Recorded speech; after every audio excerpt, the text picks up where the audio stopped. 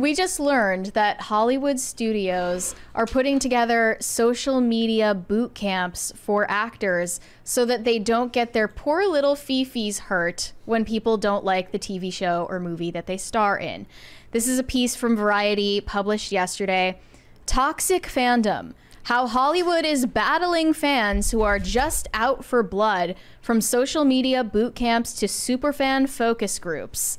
And there was a lot here. They cited The Acolyte, now canceled, as the latest high-profile target of toxic fandoms, the catch-all term for when fan criticism curdles from good faith dissatisfaction into a relentlessly negative, often bigoted online campaign against either the project or its stars or creative leaders. Fun fact, Amanda Stenberg, Kathleen Kennedy, Leslie Headland. Yeah. Fun fact, there is no such thing as criticism they like. I don't know how you can be bigoted against a movie. Yeah.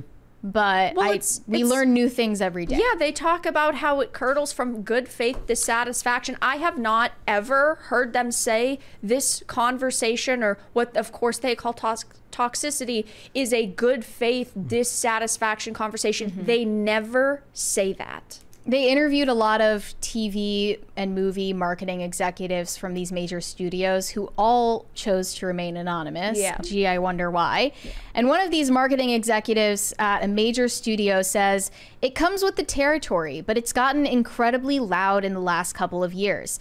People are just out for blood regardless. They think the purity of the first version will never be replaced, or you've done something to upset the canon of a beloved franchise and they're going to take you down for doing so. Well, part of what he's saying is true, because there is a purity to the first version that will never be replaced. Like Lord of the Rings. Rings of Power is never going to be able to replace the Peter Jackson films, and that is not a bad thing, but they cannot accept the fact that we do not like the content they're putting out. And instead of trying their very best in understanding why Peter Jackson's films are so beloved, they just go on, they make a mediocre, or in some cases like Rings of Power, awful product, and then they blame us for simply criticizing it. Nobody is asking you to create something as perfect as that, but we're asking you to create something that is at least coherent or above average, and they can't even do that. So then they face criticism and they call it hatred and toxicity and harassment, instead of just biting the bullet and saying, we messed up and made a bad piece of content. I'm just always going to hear Amanda Stenberg's voice in my head saying, violent hatred and violent racist language and vitriol and hatred. It's like her song that she put out. I don't F with her discourse, actually. And then, they stress the distinction between good faith criticism and racism. Those are basically the two categories. And it's funny how they get the final say on whether your take is one or the other. Right. They get the final say to judge whether you're one of the violent, bigoted racists or if you're offering just good faith criticism on the project.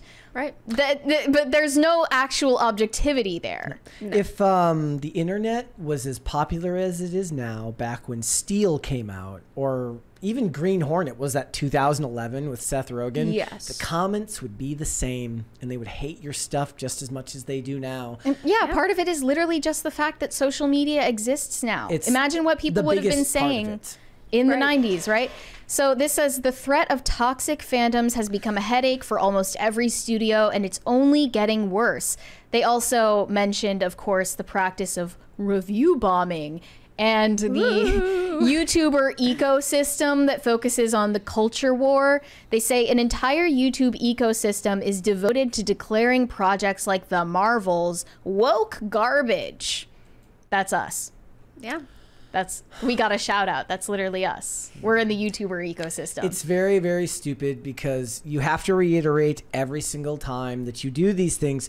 No one in their right mind goes out just to hate something. Like, nope. certainly let's say this.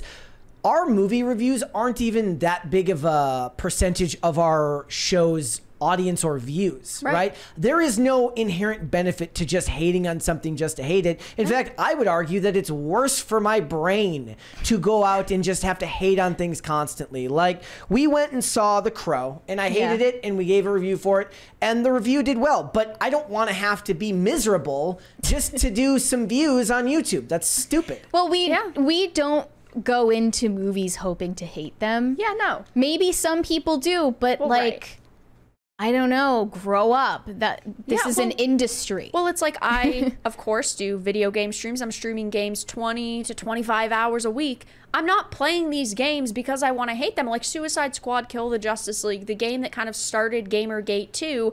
I played it because I loved the other Arkhamverse games, and I wanted this to be good. Now, of course, the teasers and trailers were god-awful, and I thought it was going to be bad, but I still played it. I still gave it a chance because I loved the games that came before. It's not my fault it's bad. I'm just simply giving my honest opinions. Also, most of the channels that they're referring to there have plenty of things that they like, but they don't reach them. They ignore them, so they pretend like they don't exist, right? But they do exist, right? They noted frequently the backlash begins before a project has seen the light of day, referring to epithets that were directed at the actors of the actors of color who played elves and dwarves in Rings of Power, and that, you know, followed up with were there ever any receipts for that? The official account for Rings of not. Power saying, you know, if you're racist, you have no place in our fandom. My problem is that they have these teams apparently that tell these actors, oh, you should be prepared for all of this like racist, sexist backlash. So they're basically setting themselves up for failure because then they're telling the actors to look for it because they think it's going to happen. This is nothing new either. Well, no, of course not. That's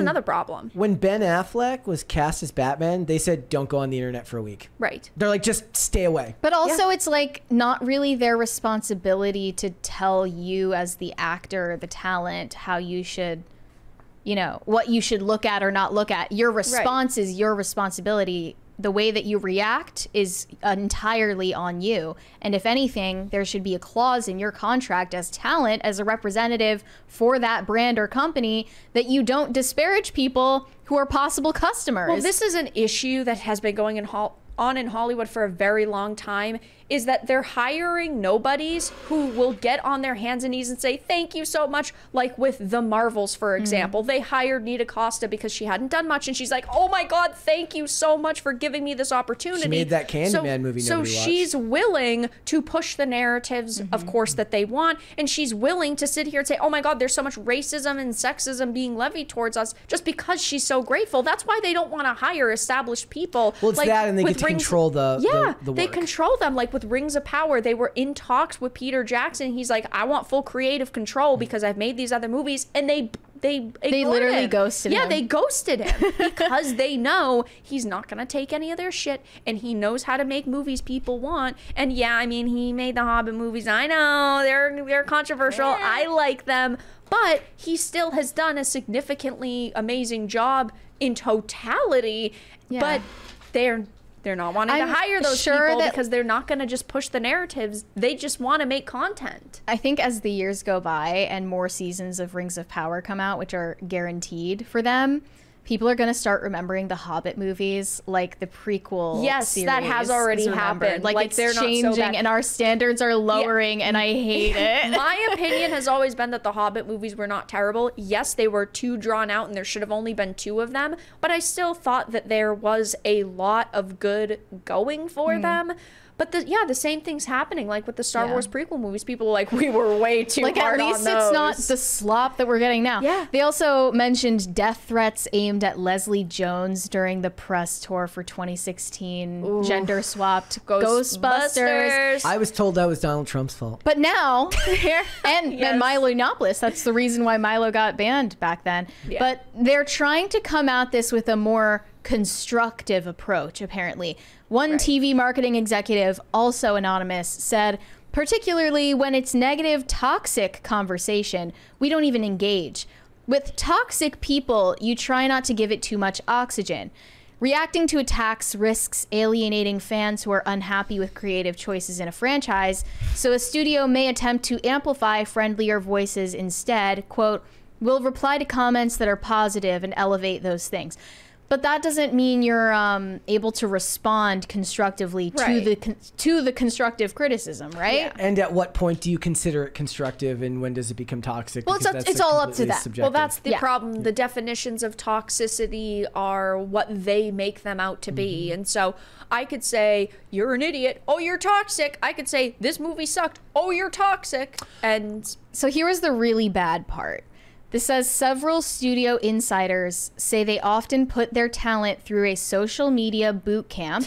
In some cases, when a character is intentionally challenging a franchise's status quo, studios will, with the actor's permission, take over their social media accounts entirely.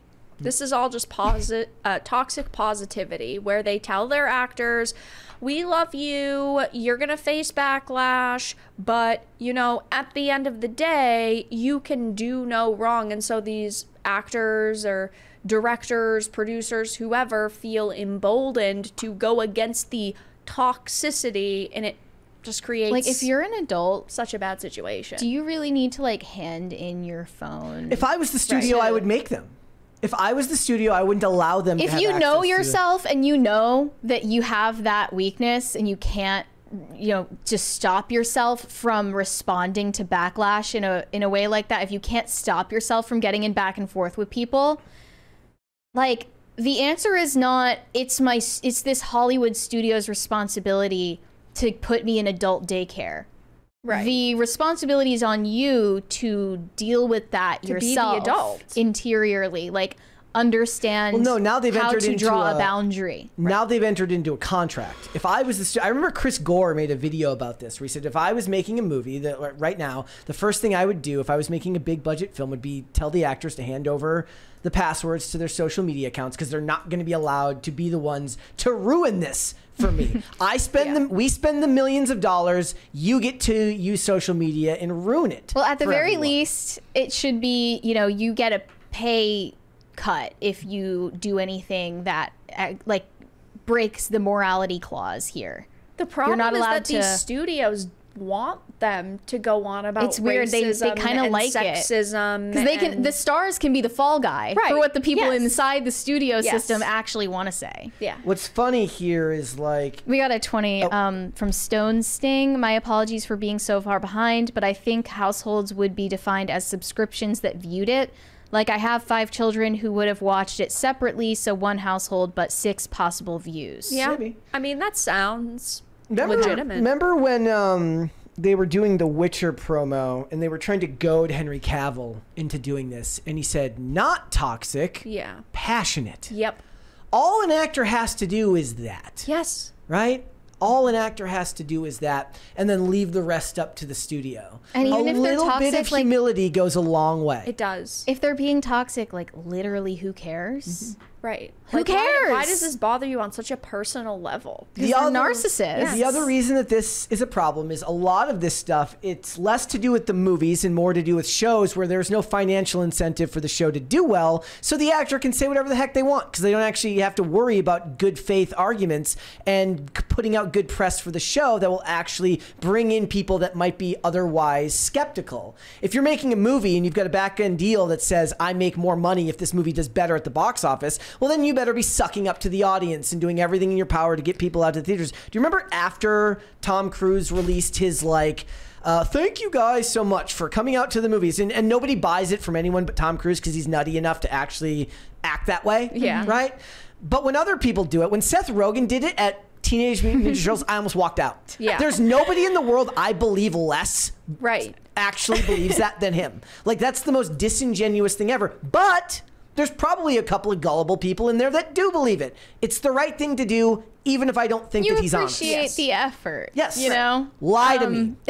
And there were a couple of measures that these studios are taking I didn't think were a bad idea. One of them says, in addition to standard focus group testing, studios assemble a specialized cluster of superfans to assess possible marketing materials for a major franchise project.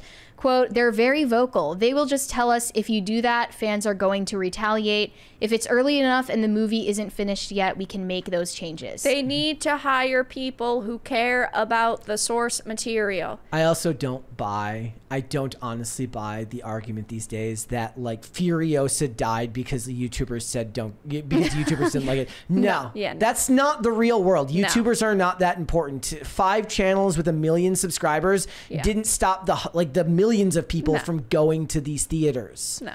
Okay, that's not what it is. Yeah, I'm sure that they affected the numbers to a certain extent, but they're not the only reason why something fails. But they're preaching to the choir. Well, Most of the time, they're preaching to the choir. We put a poll up yesterday. Said, "Hey, so you guys going to see Joker too?" No. 90% said nope, not going to see it. So you're already preaching to the converted in that case. No, I very highly doubt that some random person just comes across the video and is like, you know what? I'm second guessing. Maybe I will go see Joker, but maybe I won't.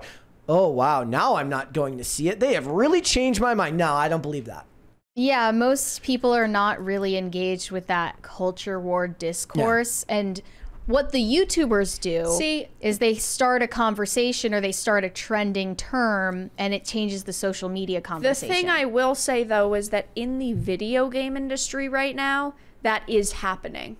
Where we are affecting the sales of games.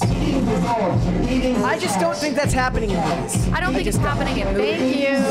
Thank you. Like, Agatha doing the numbers that Agatha does is because it's found its target demographic and that's what it's going to do. Yeah. Only a certain amount of people are going to go and watch a show about a character from WandaVision that was kind of popular a couple of years ago, which, by the way, I am watching. I can't say I'm super enjoying it because it's not exactly made for me, but you know, it's there. And when I'm watching it, I can see who its target audience is. It's just that target audience is very, very small. Well, I will say for video games, it is definitely affecting sales because, you know, if you look at my live streams, I will play a game that people are interested in. I'll get 1,800 viewers, but there's so many people. If 90% of people say they're not buying it, a lot of them are saying, I was going to buy it, but instead I'm going to watch your full playthrough. And obviously that doesn't happen with movies because it's not like you're sitting here watching a movie, reacting with your audience at the same time. But with video games, it's very different because there are so many people who don't want to spend $70 and then they have to buy the $500 console, or maybe they have the console, but they don't think the company deserves the money, which is great because in the video game industry, we are definitely affecting these companies' bottom line. Yeah. I didn't think that would be possible for movies. Well, because movies, you're not reacting, you're not showing it. But with video games, you know, I'm live stream the full playthrough. I ask my audience, hey, which option do you think we should go for the dialogue? And then they feel like, oh, I'm playing it too. And ultimately, but the last thing you want is for people to become indifferent. And at least if people are talking about the show or the movie in question, try to utilize that for something positive. But instead, they're seeing disinterest as a positive thing. I saw this comment from Vernon Sanders, Amazon Studios TV executive here. And he says that the Rings of Power Season 2 didn't experience the same racist hostility, quote unquote, that Season 1 did. Because, quote, people have had a chance to actually engage with the show by now. No, it's because now that Season 1 has come out, no one even cares enough about Rings of Power to hate watch it. Same thing happened with Velma Season 2. Right. Nobody cared. Yeah. Like, that's not a positive thing. No. By the time that whatever 5th season that we're guaranteed for Rings of Power comes out, is anyone going to be watching this shit? Well, what you should be looking to do in an ideal world is what House of the Dragon did and what Tulsa King did, which is grow your audience as it goes. Meaning that with positive, organic word of mouth, a show finds an audience and builds rather than start strong and falters. I was so disappointed with House of the Dragon Season 2. A lot of people I loved Season 1. I thought it was really great, but they're going so far away from what George had written.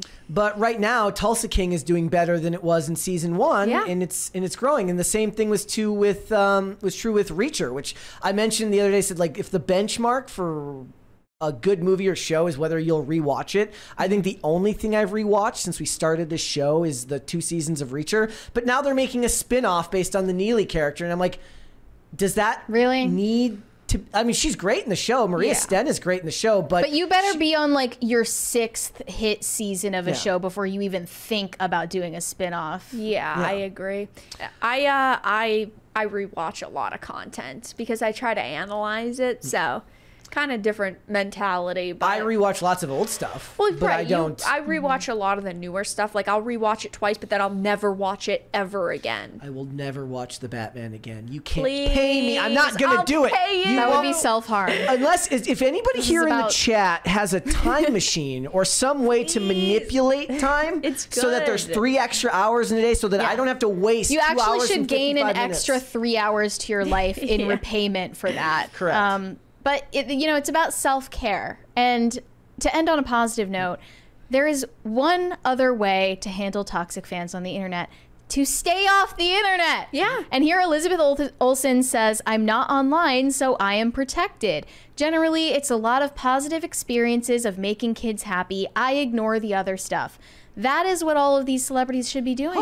Yeah, if it bothers you so much, do not look. And it's like I talk about this on my channel a lot when people talk about how, oh, we need more features to protect people. Use the mute button. Use the block button. They're tools that are easily accessible for you. If someone's bothering you, just block them. Now, I don't block anybody, but I get blocked by a lot of people. Also, I want to point out that like the easiest way to get for people to get over it is like just don't engage with them. Yeah, do like not. what they want. If somebody in anybody with half a brain understands when somebody's goading you just to get a rise out of you. Okay, when they're doing that, the moment you respond, you might feel good in the moment, but that's a Right. temporary fix for a much larger problem if you just ignore them.